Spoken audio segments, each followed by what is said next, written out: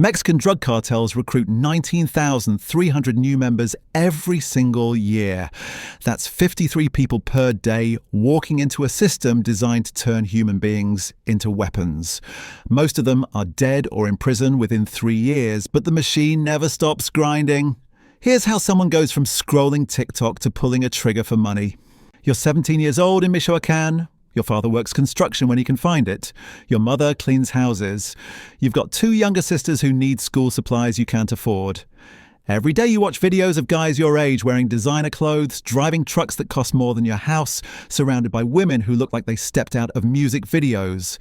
The comments say the same thing. Easy money, respect, power. Flash trumps fear, and right now you've got nothing but fear about your future. So you send a message to one of those accounts, just asking, how do you get in? They respond within an hour. Level 1, the halcón. That's what they call you now. A falcon. The eyes and ears of the street. You stand on a corner for 8 hours watching for police, military, rival cartel members. You've got a cheap phone they gave you with 1 number programmed in. When you see something you call, that's it. You get paid $300 a week. That's more than your father makes in a month when he's working. The job sounds simple because it is simple. You're expendable. Cartels lose an average of 350 members per week, and they need bodies to replace them. You don't know this yet. You think you're climbing a ladder. Really, you're just filling a slot that 12 other kids filled before you, and all of them are gone now. But the money feels real. You buy your sister's new backpacks. You give your mother cash for groceries. She asks where it came from, and you lie because you're good at lying now. You've been practicing. Your first week you called in a police patrol, and 30 minutes later you heard gunfire 6 blocks away. You try not to think about whether anyone died because of your phone call. After 3 months, they promote you. Not because you're special, because you survived 3 months, and that alone puts you in the top half of recruits. Level 2. The soldado, the soldier. Now you carry a gun. It's an AK-47 that's older than you are, scratched and dented, but it works. They show you how to load it, how to clear a jam, how to shoot without hitting your own people. The training takes 4 hours. Then you're working. Sometimes you're told to rough someone up. Sometimes you're told to rough someone up who owes money.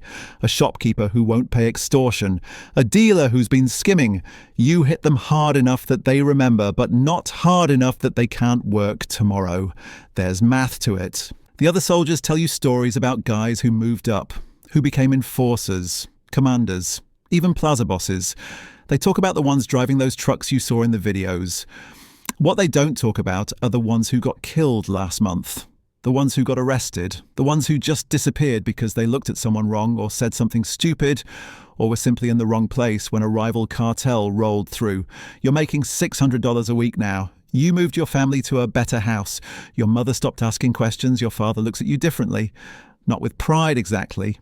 Something else. Something that makes you avoid him. 6 months in, they tell you about the camp. Real training.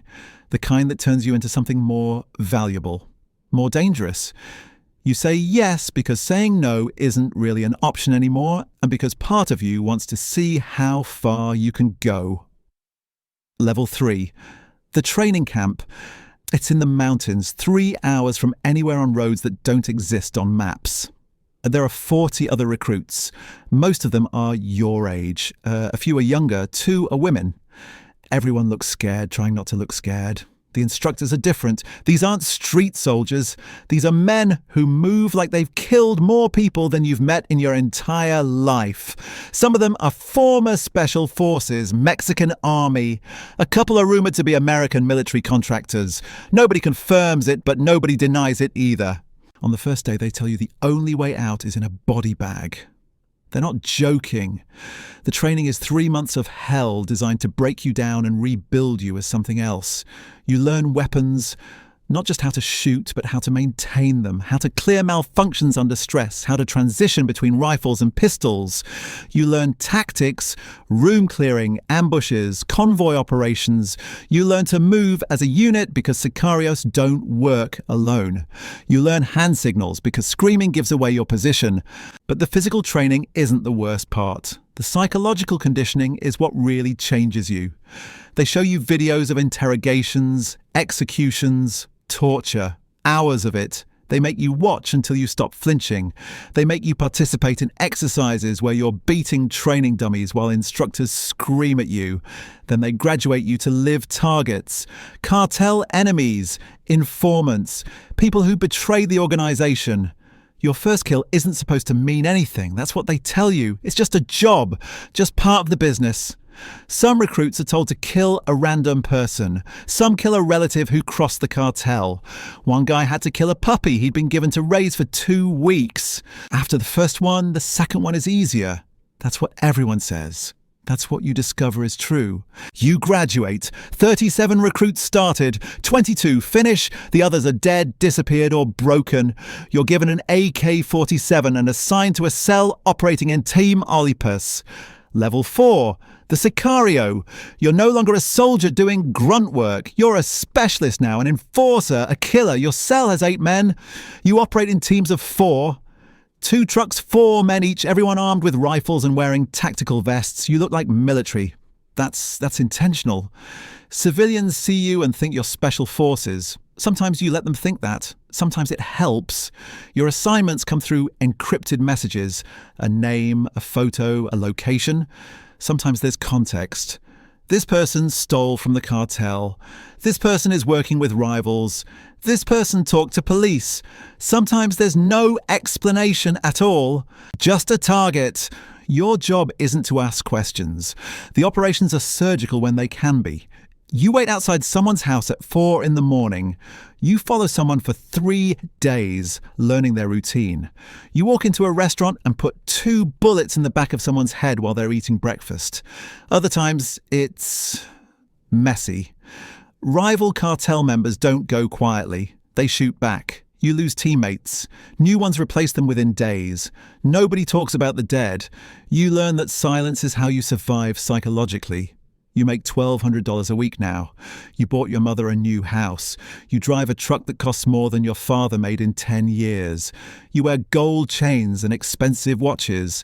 You post photos on Instagram that you'll delete within hours. The flash matters more than the fear, and the flash is real. But so is the paranoia. You sleep with your rifle next to the bed. You check under your truck for bombs every morning. You never eat at the same restaurant twice. You never take the same route home. You watch every car behind you, every person on the street, because in this world, everyone is potentially hunting you. Police, military, rival cartels, even your own people if you make the wrong move. 2 years in, you're offered a promotion. Level 5, the cell leader. You're running your own team now. 8 men under your command. You're responsible for operations in a specific territory. You collect protection money from businesses. You oversee drug distribution points. You handle problems. A store owner refuses to pay. You make an example. A dealer skims product. You make him disappear. A local politician starts asking too many questions. You remind him what happens to people who forget whose territory they're in. This is where the real money starts. You're making $3,000 a week. The cartel gives you a budget for your team. You keep whatever's left over. You learn quickly that efficiency is profitable. The cartel doesn't care how you run your territory as long as quotas are met and problems are handled. You're allowed to carry out low-profile murders without asking permission. Anything that might attract attention requires approval from above. You start understanding the corporate structure of it all. The cartel operates like a business because it is a business. There are territories, profit margins, market share. There are performance reviews, there are promotions and demotions. There are hostile takeovers. The difference is that quarterly losses are measured in bodies, not dollars. You meet with other cell leaders monthly. You coordinate operations. You discuss territorial disputes. You plan joint operations against rivals. These meetings happen in safe houses that change every time. Everyone arrives at different times. Everyone leaves separately. Trust is limited. Alliances are tempora. Right. 3 of your men get arrested in a military raid. You replace them within 48 hours. The cartel has a system. An endless pipeline of young men willing to take those positions. They lose roughly 350 members per week across all operations. They recruit about 19,000 per year. The math is brutal but sustainable. You stop thinking about the ones who don't make it. Level 6, the plaza boss. After 4 years as a cell leader, after proving you can manage territory and generate profit, after surviving longer than most, you're promoted to plaza boss. You control an entire drug trafficking corridor now. Everything that moves through your territory you oversee. Cocaine, methamphetamine, marijuana, fentanyl, weapons, people. You manage multiple cells, dozens of sicarios, hundreds of street-level dealers, countless informants, and assets. You coordinate with corrupt officials, police commanders who look the other way, military officers who tip you off before raids, politicians who ensure your operations continue undisturbed. The money is absurd now. You're pulling in $20,000 a week, sometimes more. You have houses in 3 cities. You have investments in legitimate businesses. You launder money through car dealerships, construction companies, restaurants. You've become what you saw in those videos 5 years ago, the boss in the expensive truck surrounded by armed men. But the reality is different than the fantasy. You barely sleep. Every decision you make affects hundreds of people. Every mistake costs lives and money, usually in that order. Rival cartels want your plaza. They probe your defenses constantly. Small incursions testing response times, bribes offered to your men, attacks on your distribution points. You respond with overwhelming violence because anything less is interpreted as weakness. You personally order the deaths of at least 24 people in your first year as plaza boss. Rivals, traitors, problems. The number stops meaning anything after a while. The federal government designates your cartel a foreign terrorist organization. It doesn't change anything operationally. You continue moving product across the border. You continue operating in over 40 countries. Your organization has diversified. Drug trafficking is still primary, but there's also fuel theft, extortion, human smuggling, real estate fraud. The cartel generates billions annually. You're a small piece of that machine, but you're important enough now that your name is probably in a file somewhere in Washington. This is as far as most Sicarios get. The levels above you, the regional commanders, the top leadership, those positions require connections you don't have. Family ties, decades of history, political relationships. You're good at killing and managing killers.